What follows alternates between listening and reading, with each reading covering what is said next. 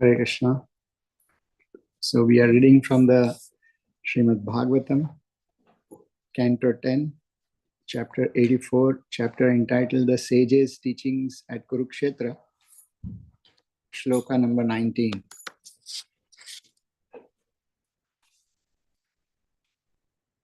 Please repeat after me, those who can, at least those who are in the temple hall, just chant the shloka once. Brahmate Ridayam Shuklam Tapah Swadhyaya Sanyamaihi Yatropalabdham Sadvyaktam Avyaktam Cha Tatah Param. Translation and purport by the disciples of His Divine Grace A.C. Bhaktivedanta Swami Srila Prabhupada. Translation. The Vedas are your spotless heart, and through them one can perceive, by means of austerity, study, and self-control, the manifest, the unmanifest, and the pure existence transcendental to both. Purport. Vyakta, the manifest, consists of the visible things of this world, and Avyakta consists of the subtle underlying causes of cosmic creation. The Vedas point towards the transcendental realm of Brahman, which lies beyond all material cause and effect.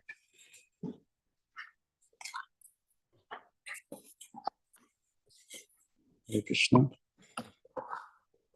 Om Jnanatimirandasya Jnananjana Shalakaya Chakshurunmilitam Yena Tasmai Shri Gurave Namaha. Shri Chaitanya Manobhishtam Sthapitam Yena Bhutale Swayam Rupa Kadamahyam Dadati Swapadantikam Vandeham Shri Guruho Shri Yuta Padakamalam Shri Gurun Vaishnavamscha Shri Rupam Sagrajatam Sahagana Raghunathanvitam Tam Sajivam Sadvaitam Savadutam Parijana Sahitam Krishna Chaitanya Devam Shri Radha Krishna Padan Sahagana Lalita Shri Vishakhanvitamsha He Krishna Karuna Sindhu Dinabandhu Jagatpate Gopesha Gopika Kanta Radha Kanta Namostate Tapta Kanchana Gaurangi Radhe Vrindavaneshwari Rishabhanu Sute Devi Pranamami Haripriye Vancha Kalpatarubhyascha Kripa Sindhuvya Evacha Patitanam Pavanebhyo Vaishnavebhyo Namo Namah. Jai Shri Krishna Chaitanya Prabhu Nityananda Shri Advaita Gadadhar Srivasadi Gaura Bhaktavrinda Hare Krishna Krishna Krishna Hare Hare Hare Rama Rama Rama Hare Hare. I'm sorry because generally we don't do the Radha Madhav. I just forgot to offer my obeisances to the Bhagavatam. Let me do those prayers as well. Om Namo Bhagavate Vasudevaya. Om Namo Bhagavate Vasudevaya. Om Namo Bhagavate Vasudevaya. Om Namo Bhagavate Vasudevaya. Om Namo Bhagavate Vasudevaya. Narayanam Namaskritya Naram Chaiva Narottamam Devim Saraswatim Vyasam Tato Jayamudiraye Nashtaprayeshu Abhadreshu Nityam Bhagavata Sevaya Bhagavate Ruttama Shloke Bhaktir Bhavati Naishtiki Krishnaya Vasudevaya Devaki Nandanaya Cha Nandagopa Kumaraya Govindaya Namo Namaha. Hare Krishna. It's a very beautiful verse. The whole mood of the Bhagavatam changes as soon as the sages start speaking, or when the personified Vedas start speaking. They start addressing the Lord with his integral characteristics and not those characteristics which were perceived by the pure devotees of the Lord, such as his beauty, in his form, in his activities, and so on. However, both of them are very beautiful. The qualities described by the bhaktas or the devotees, and also the qualities described by the sages. Both perceive the Lord in very different ways. So very nicely in this verse, there are two words which are explained here, vyakta and avyakta. Means the Lord has these two features. One which is avyakta, that which is unmanifested to the material senses, and that which is vyakta or manifested. So in the understanding of these words, vyakta means that which is manifested by the contact of sense with the sense objects. So when the eyes see an object, the definition of the object happens. When the ears come in contact with some sound, some understanding is generated. When the skin comes in touch with something, an understanding is generated.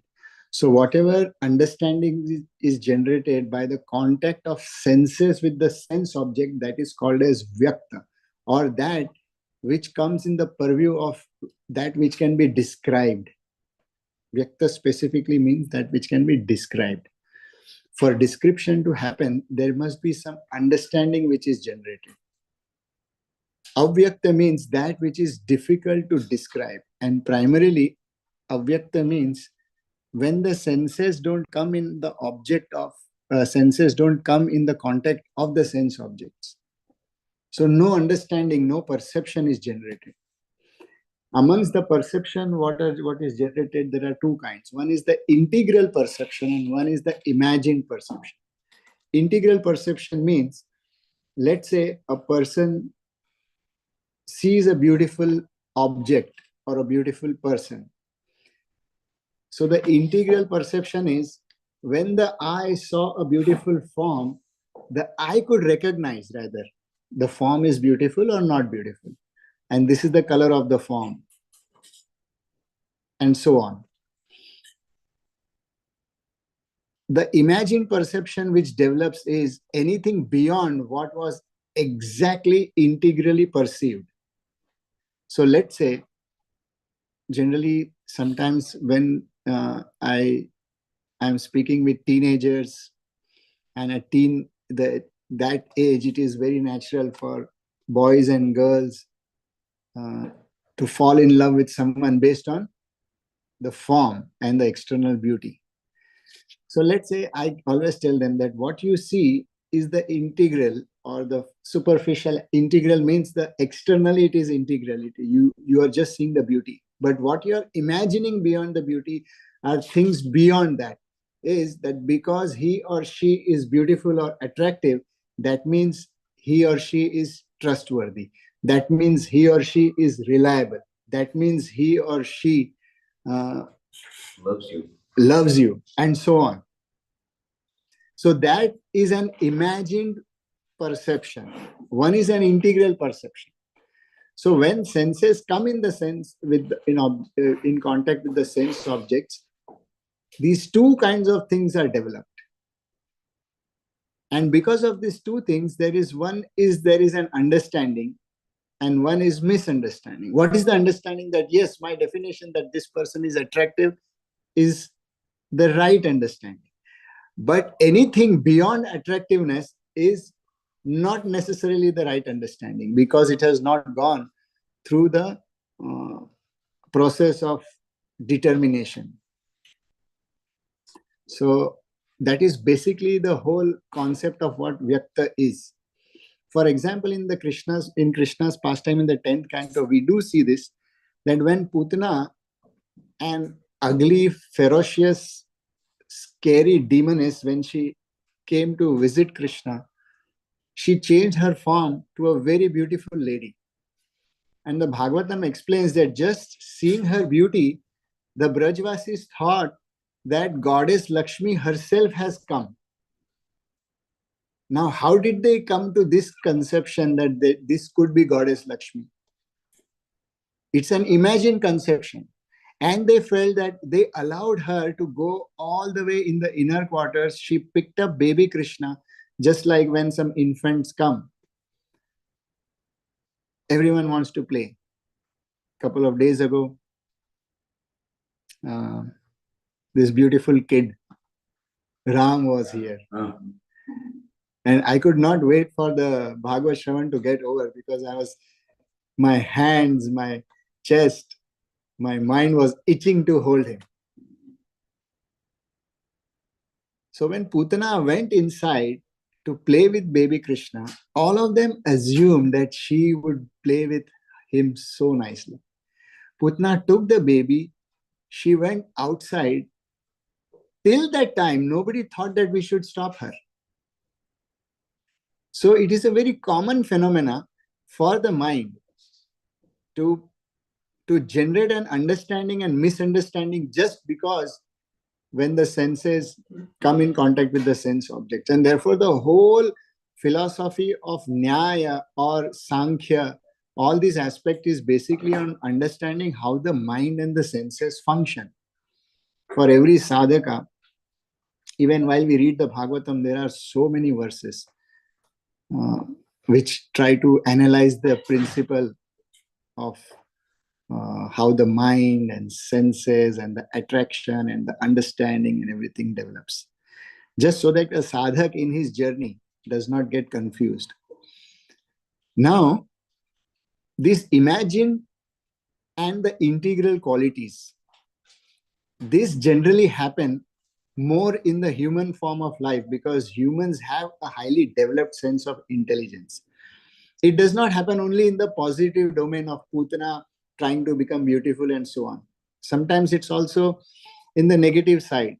For example, Jada Bharat, he appeared so dull, so useless, so inert, so lazy, that the Bhagavatam explains that children would mock him.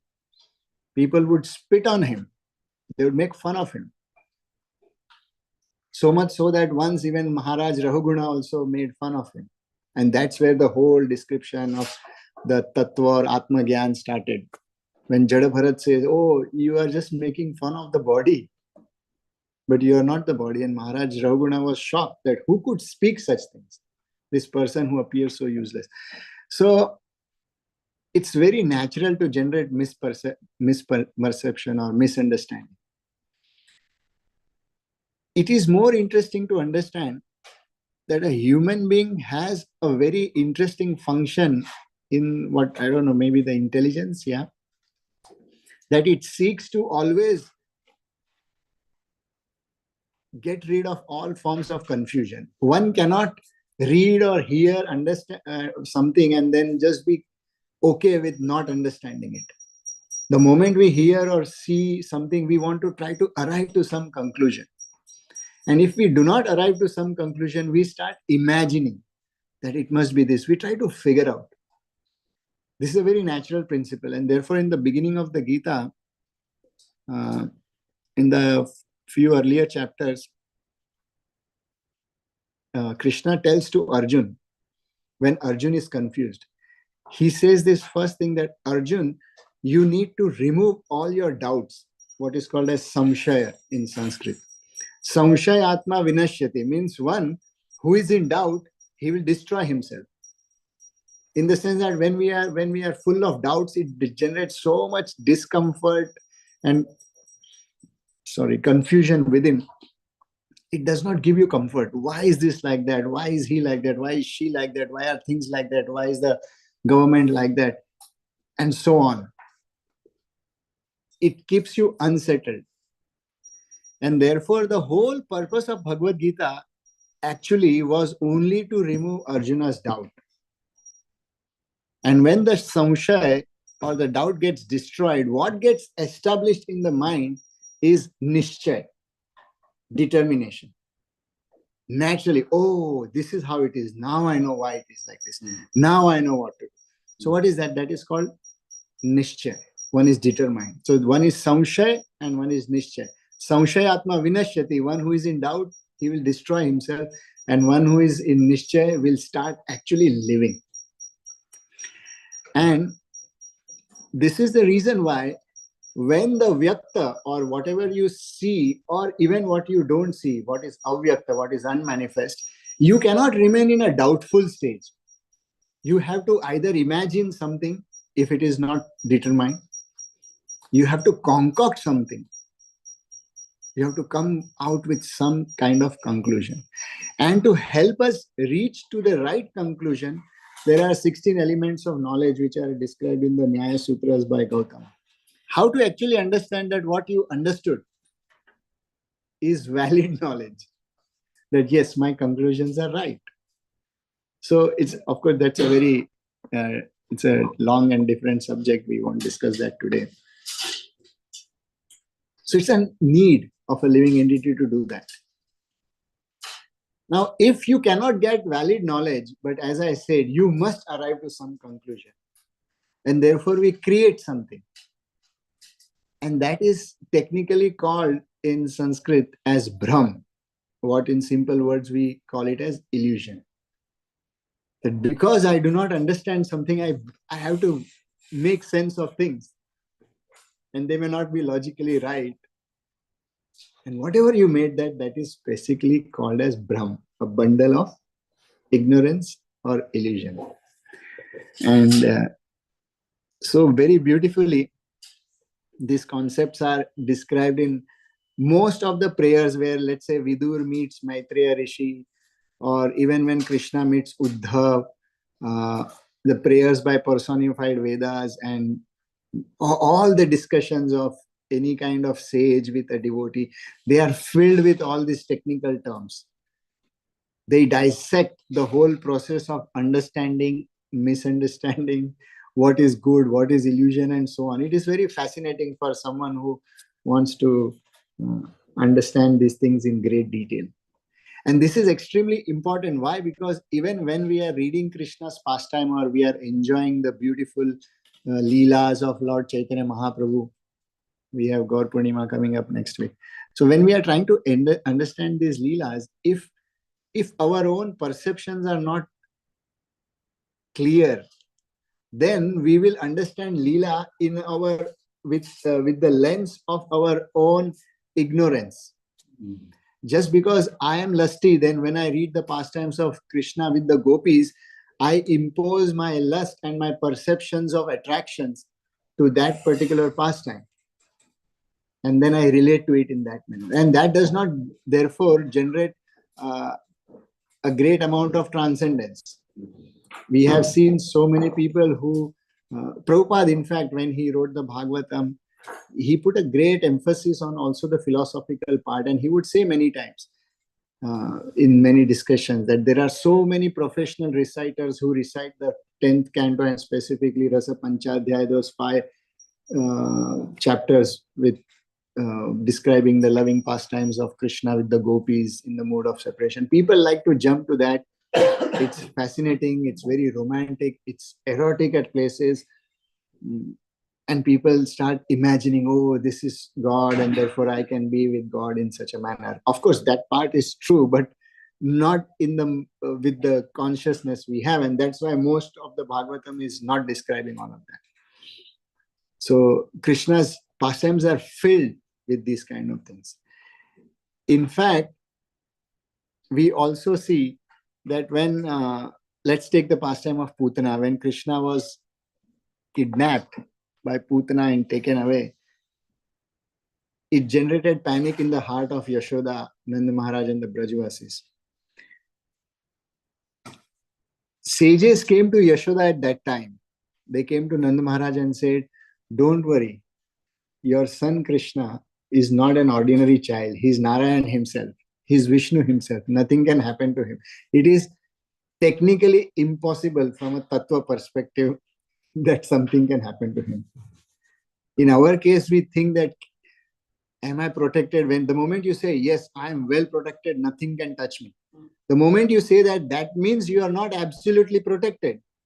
For one who is like that, that he or she can never be affected, does not need that sense of protection whatsoever. And therefore, sages, they come and bring their whole philosophical understanding of Narayan and Vishnu and try to tell that, oh, you are seeing this infant baby, but he's not that. Because they are perceiving very differently.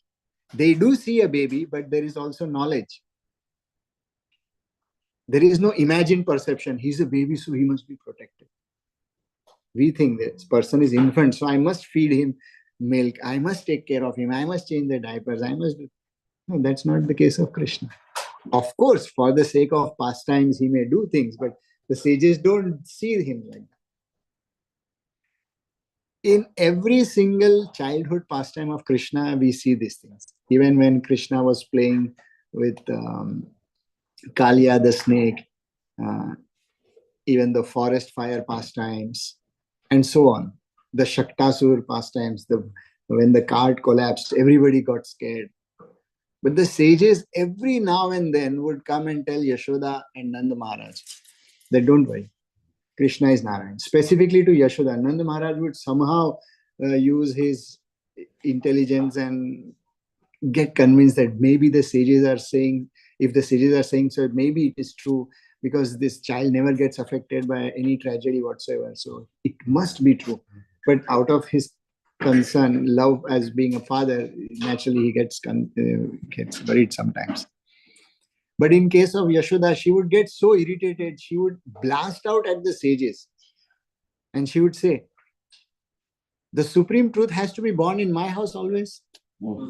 Why do you always compare him to Narayan? He is just a small, ordinary baby. Go and run and do something for his protection. Chant some mantras, invoke your mystic powers, do something.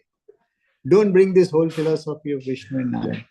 So we see that this aspect of trying to see Krishna, or trying to perceive whatever you perceive beyond just the sensory perception, is an exercise, not just for ordinary people, but also it has been an exercise for the pure devotees of the Lord. And this is the reason why Krishna is also one of the qualities of Vishnu, or Krishna is one of the names is Adhokshaja. Adhokshaja in Sanskrit, basically adhas means below, that which is below your perception, below not in the sense of lower, but when you're trying to see something which is underlying principle, underlying. So it also means beyond. Akshaja, aksha means senses specifically. Mostly it is referred to eye, but in this word it refers to senses. And ja means that which is born out of senses. So essentially, as I said, when the sense come in the sense object, there is a kind of understanding, or technically we can call it, the senses have measured. What has got measured by the senses, that is akshaja. And adhas akshaja or adhokshaja means that which is underlying to it, or which is beyond it. You cannot perceive him completely, fully through your senses. It is impossible.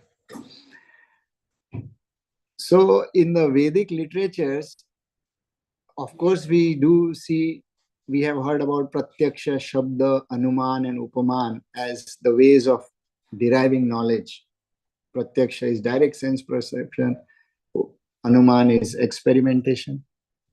Shabda is the word of authority, and Upaman are the analogies which help you. But also, intuition is considered to be a form of understanding. So therefore, one who meditates, one who does his sadhana sincerely, nicely, one who is very diligent in the service and so on, with a great intention, with a purified heart, he or she eventually develops very mature intuitions. And that intuition becomes also a direct source of understanding. This is different from the imagined realities. This is different from dream. That is all avyakta, but it is different. Intuition is not like that. So intuition is not that you just had a thought and that was intuition. Thoughts are generated because of all the kinds of understandings and informations you have had previously and what you're having now. Intuitions are something beyond that. Very deeply, somewhere something comes in your heart and it is so strongly calling, you don't know how to define it, but you cannot ignore it. That is intuition. So when sages or great devotees have that intuition, that is coming beyond sense perception. And because it is coming from a pure mind and a pure heart, therefore we take it seriously. And so on. So of course this verse, therefore what it's beautifully saying, the Vedas are your spotless heart, and through them one can perceive the manifest and unmanifest, and also one who is beyond the both. That is Krishna himself. However, by how it explains by means of tapaha, swadhyaya and sanyama. The same kind of verse comes also in the Yoga Sutras of what actually is yoga or what actually is kriya yoga. Tapaha, swadhyaya, ishvara pranidhanani kriya yoga. That is a definition. As a living entity, as a sadhak, I need to do something. So what should I do? What are my primary duties? Tapaha, austerity. Swadhyaya, studying the Vedic literatures, not theoretically, but studying it, trying to know myself. So it is basically studying myself and trying to understand myself, and therefore I read scriptures. Otherwise, I will study it in an imagined reality. That is the purpose of Shastra. That is the purpose of Vedic literatures. To understand Vyakta and Avyakta both. This verse clearly says, the Vedas help you to perceive both Vyakta and Avyakta. What we discussed in the beginning, I'll just repeat it again. Vyakta also creates genuine information and imagined information. Avyakta produces no information. It's purely imagined. So both of these will bring confusion, and therefore one has to study Shastra. One has to study Shastra with the sense of not wanting to just simply know the stories, but trying to know oneself through it. So essentially one is investigating oneself through the lens of the scriptures. So that is what it means of swadhyaya. Swa adhyaya specifically. Swa means the self, and adhyaya means the study done unto the self, on the self, through the self. And sanyama. Sanyama means self-control. So of course the verse in the Yoga Sutra has a different word here. It says Ishvara pranidhanani, means there must be tapaha, there must be swadhyaya, and there must be surrender unto Ishwar. The urge to attain Godhead must exist. And that is what is the actual action or duty of a sadhaka. And this is how the sages are glorifying Krishna in such a manner. Srila Prabhupada has put very great emphasis for all his followers to very diligently read the scriptures nicely. So in that spirit, I just try to share something with trying to explain some of the technical terms. Hare Krishna. If anyone has any questions or comments, you may please share.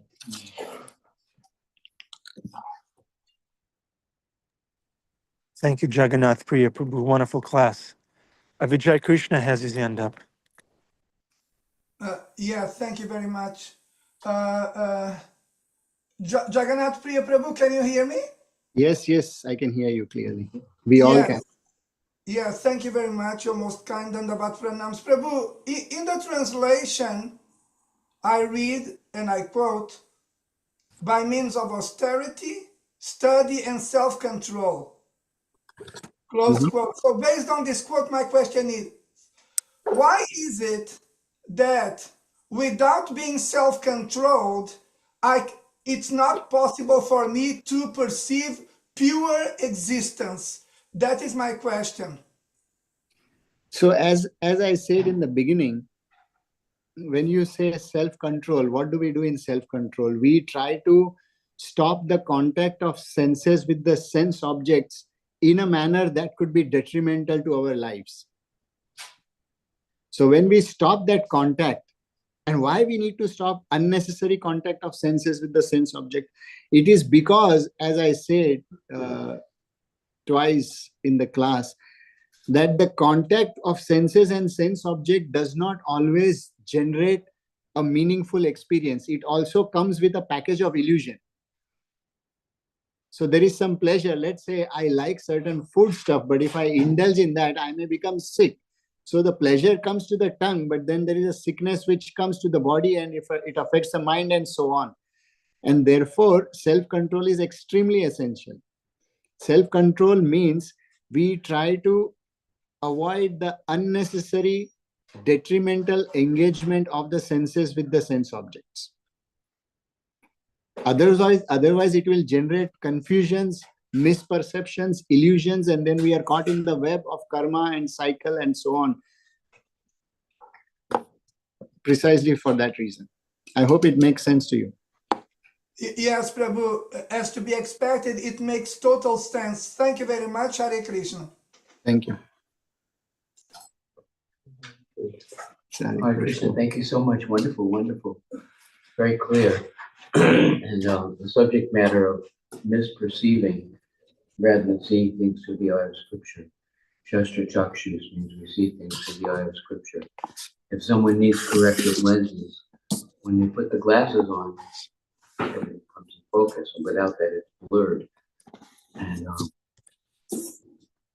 the perception of something just from a material angle, just like the fish sees the worm on the hook. Oh, thinking about the tongue and not about the hook. And then there's a terrible, painful experience that follows that misperception. All the senses are like that. The sense of hearing, the sense of sight, the sense of taste, the sense of touch, they can all mislead us unless, like we explained very clearly, unless we hear from someone who's enlightened, who can help us to see accurately and warn us of the danger and help us to make use of what we perceive in devotional service to Krishna. What does it say? Indriyani Pranmahu. There's the table, the sense object. Indriyani Pranmahu. And then there's the senses. The finger touches the table. That's higher than the sense object. And then there's the mind. Indriyani Pranmahu. The mind, oh, it's smooth. It's warm. I like it, right? We're all, Bhagavad Gita says, we're born into delusion based on desire and hate. If we only perceive things and then react to them based on whether they are appealing to the senses, it's terrible danger. So, very good that you're helping us to remember there's the way things appear to be and the way they actually are. And you know, what that one person, Bhagavad Gita, says that if we are enamored by material opulences and bewildered by such things, the resolute determination of devotional service to Krishna does not take place. It dulls our ability to say, Krishna service. How can we use this in Krishna service? Anyway, I'm talking too much, but I just appreciate and reflecting what you had explained very perfectly already. Oh Lord, Srila Prabhupada, Hare Krishna. Hare Krishna. Yes, Chamu. Prabhu, in the examples you were giving, you said something about Hanuman experimental, something like that. Hanuman. You said Anuman. Oh, Hanuman. Anuman. Anuman is inferential knowledge. Oh.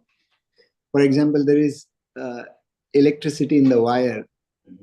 You infer based on a bulb, right? You don't touch a wire, otherwise you'll die, right? So you just put a bulb and you see a light, therefore you come to this conclusion there must be some current in the wire. Or when you see a smoke, you make a conclusion there must have been fire there.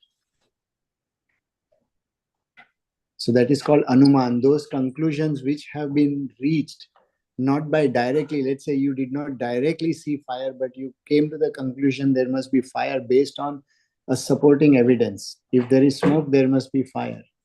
If there is light in the bulb, that means there is electricity. That is Anuman. So there are 16 elements mentioned in the Nyaya Shastras of how to determine what is valid knowledge.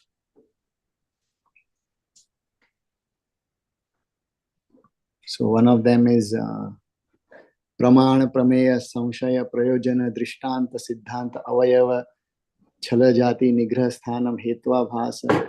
All these, there are different elements. And in the Pramana, Anuman is one of them. Pramanas have Pratyaksha, Shabda, Anuman and Upaman. So each of these 16 elements have certain things. It's nothing but dissection of mind, intelligence and senses and how they perceive things. So that we come to conclusion, if those things don't match up, that means whatever we are perceiving is not right.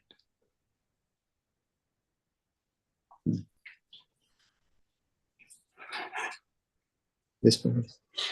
So you described, thank you for your very inspiring and enthralling class to hear what you're saying, understand. Thank you.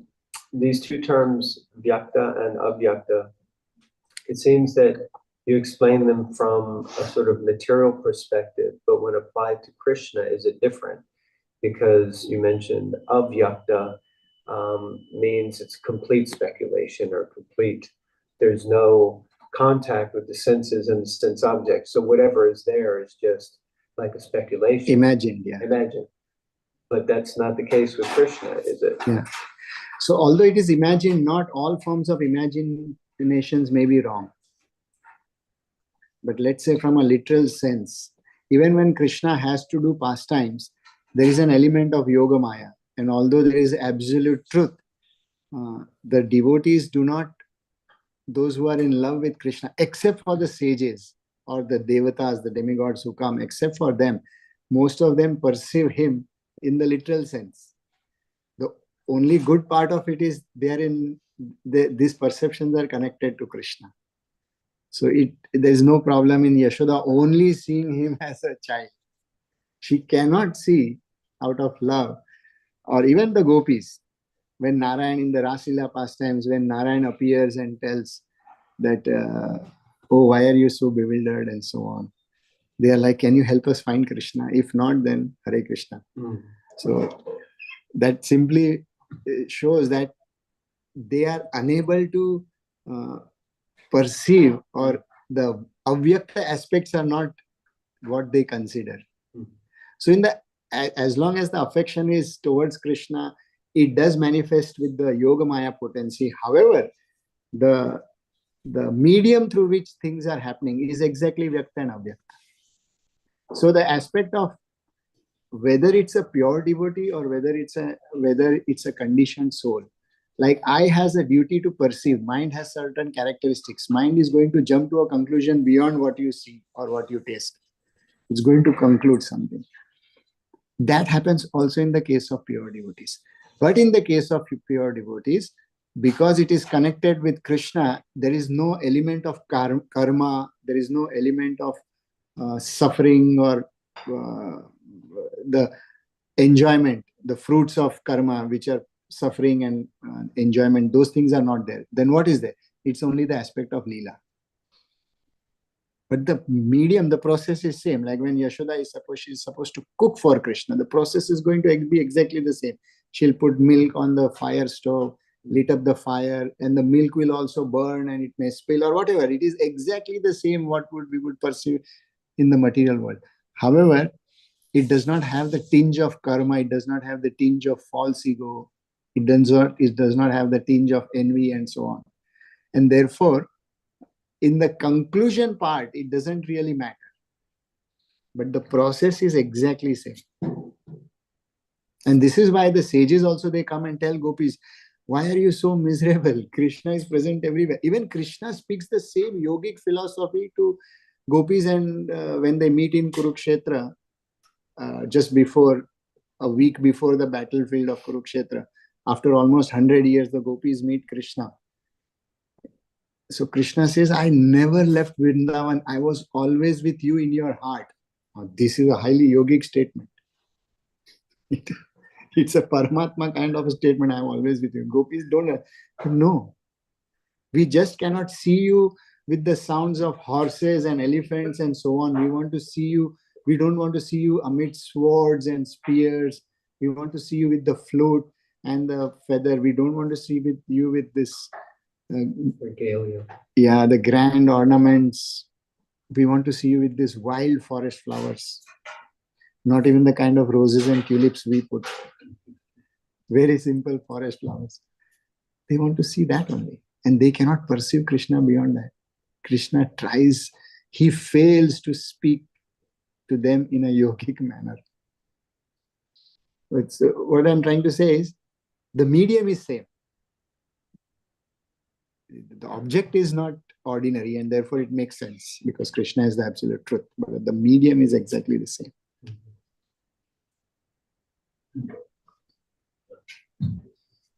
And this question.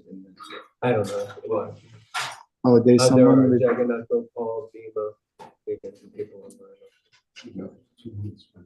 Yeah, we have 2 minutes. You are 1 minute for Jagannath Gopal, 1 minute for Bhima. Bhima bro, you want to go? I can take it to the afterglow. No. You go. You can have all 2 minutes. Oh. Okay, Inspire 1 me, minute is Prabhu. over. 1 minute is over. So just very quick, Prabhuji, if you can not explain, rather we can't explain in a minute, but maybe just tell some words about where do we draw the line between Anuman Praman, or even there is this Arthapatti, another kind of Praman, which means postulation. We take circumstantial evidence and draw inferences out of it. So where do we draw the line between these genuine forms of pramana, genuine forms of gaining knowledge, versus mental speculation?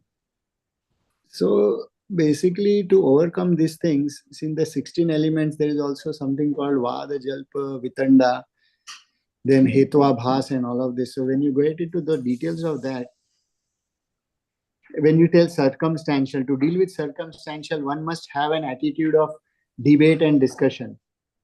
So whether one is in leadership or one is not in leadership, or in any setup, you will always come across situations where you have to jump to or come to certain conclusions sooner or faster. It is always better to have a culture of debate and discussion to deal with the circumstantial things, because someone may have a different perspective, and that is why debates and discussions were always encouraged in the Vedic traditions, and only that helps you to minimize that.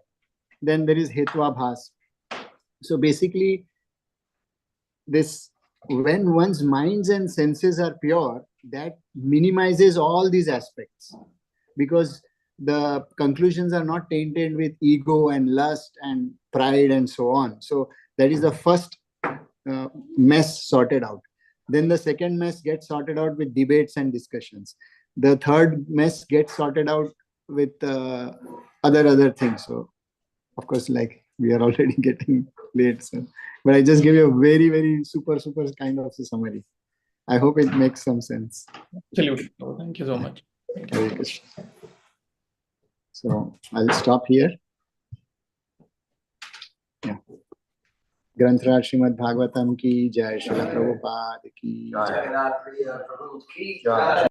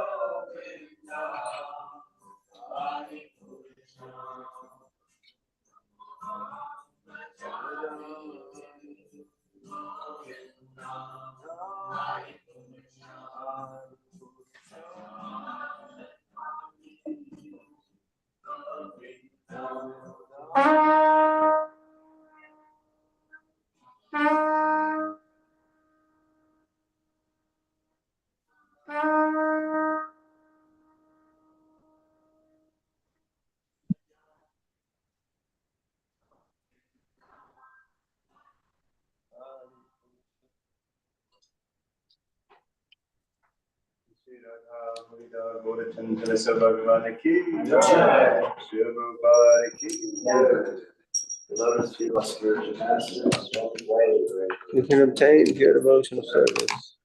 Bow down to his lotus feet with great awe and reverence. By his grace, one can cross the ocean of material suffering and obtain the mercy of Krishna. One wishes to have my consciousness purified by the words emanating from his lotus mouth. Attachment to his lotus feet is a perfection that fulfills all desire. He opens my darkened eyes and fills my heart with transcendental knowledge. He is my Lord, birth after birth. From his ecstatic frame emanates. My ignorance is destroyed. The Vedic scriptures sing of his character. Our spiritual master is the ocean of mercy, the friend of the poor and the Lord and master of devotees. O Master, be merciful unto us. Give us the shade of your lotus feet.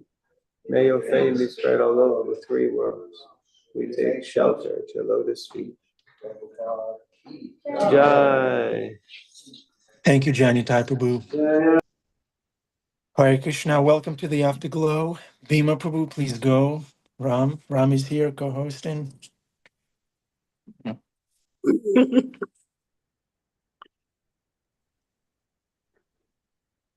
Where's Ram?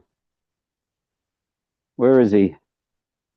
He's right here in my arms. Ah, there he is. So cute. Unbelievable. What a handsome family. Look at that smile. Oh my God. If that's not proof there's demigods,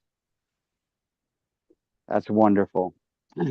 And speaking of children, isn't it amazing for all this inductive and deductive reasoning, logic that we study on the nature of being and the nature of Krishna's world, that it all comes so spontaneously present, accepted, and surrendered to with joy from the eyes of children,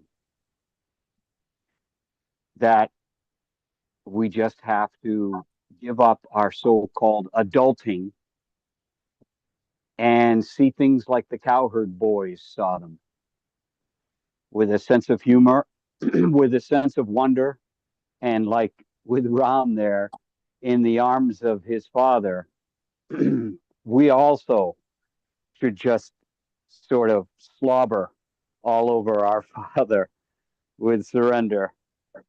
You know, we should be we take things for granted, everything we take for granted. And if we learn not to take for granted and to be grateful about this wonder that surrounds us, including our body, this machine, yantra, that this is a wonder unto itself and should be convincing enough uh, about Krishna and his pastimes, and how wonderful that these pastimes are occurring at every moment, even within our own lives, even within our own lives. And that's one of the extra benefits of Shastra, that not only does Krishna get to have his fun and please the devotees and kick some demon butt, but that he's telling us how he's going to work in our lives. He's going to extract the false guru out of us through our breast milk, through what if we are lying to others, Krishna will soon, wither us away. If we are duplicitous, he will bifurcate us. What was that, Bakashora? If we are stubborn as an ass, he will grab us in fruit of endeavor. He will grab us by the tail and swing us around and throw us into a tree.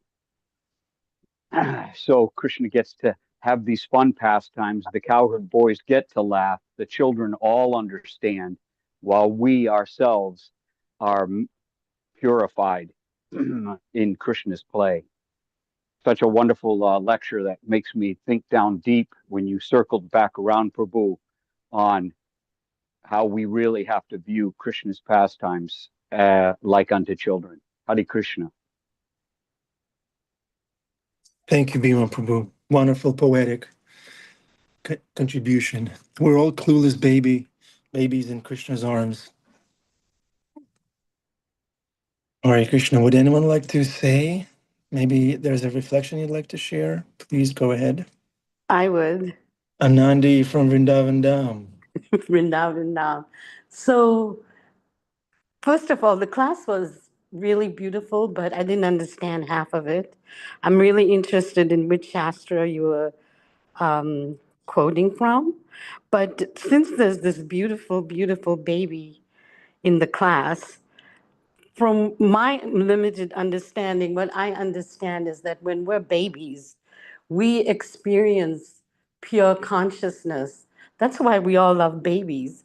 And then by the power of speech, by the power of letters, veils are pulled over our consciousness. So for instance, when you're a baby, you're just experiencing pure consciousness. And then your mother says to you, well, you're my little baby boy, you're Ram. So you start to become, you identify with that. Oh, this is a tree. Before somebody told you that was a tree, that was just pure consciousness to you. So I'm really interested. I'm trying to understand how the power of speech, the power of letters limits our knowledge. Now, this is, I have to admit, from a Shaivite point of view, I don't know how you view it from a Krishna consciousness point of view. I'm interested in seeing how people perceive that.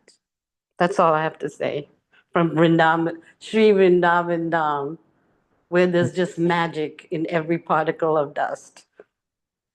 Anandi, you're so ecstatic. Just, is that what Dham does to everyone or just you? No, to everybody. Okay. To everybody. Because it's just, like Radharani's grace and Krishna's grace. And it's just, yeah, if I were to leave my body now, I'd be fine. And I might. Because I fell from the bed yesterday and caused quite a commotion. It was, I mean, just as an aside, I fell from the bed and I was trying to call the reception and I called the wrong hotel. And I was getting more and more hysterical because I was like, there is a room 108, there's a room 108. Finally, 30 Indian men found me in the correct hotel, in the correct room. It was very dramatic. So, yeah, that was a pastime from yesterday. And I thought, I'm not going to leave my body because I'm in Vrindavan. Anyway, I did fall. Anandi, we hope you feel better. Thank you. Thank you. And I want to thank you for showing us your baby, Ram. He's so beautiful. He really is. Hi, Ram. Hi. Wow. What a beautiful baby. That, See, that, he that knows. that's a present from Adipurusha Prabhu. See this? Oh, Yeah, that's from. wow. Thank you, Adipurusha Prabhu. You're muted. You're muted, Adipurusha Prabhu. Hare Krishna. Can you hear me now? Hare Krishna, yes. Go ahead. Yeah. Shastra explains that there's nothing to see but Krishna. She was saying the baby is seeing pure consciousness. There's nothing to see but Krishna. So it explains that a person on that level of development, it's called anamaya. They see God as food. Anamaya, it's the first perception of God. They put everything in their mouth, They relate everything. He's eating the toy right now. So that's his level. It's pure, and he's seeing Krishna, but his perception is God as food. Then it comes pranamaya. We see God as living entities. But yeah, he's definitely Krishna conscious. Many people see Krishna, but they don't see him as Krishna. Hey, Ram. I'm going to disagree with Adi. Okay. You're disagreeing with scripture, not me. No, I'm not disagreeing with scripture. That Okay. baby sees God in the eyes of his mother and father. He sees God because God is love. Love, yeah. Not food, but food. Very good. Sees That's not a contradiction. totally That's an dependent. additional. That's an addition. Right. Right. But not only. You say only sees God as this, but he doesn't. He sees God in this complete dependence and surrender, and to his mother, and then to the nurturing that the mother gives through breastfeeding, and the protection and the strength and the intelligence of both the mother and the father, but particularly the father with the strength and the protection that the baby is experiencing in his being without putting a word to it, this feeling of security and safety and being embraced by that thing which is God, which is love. Yeah, he's living in an atmosphere of surcharged with love. I used to work in an orphanage, and sometimes I'd see people, like a social worker, bringing in a new kid.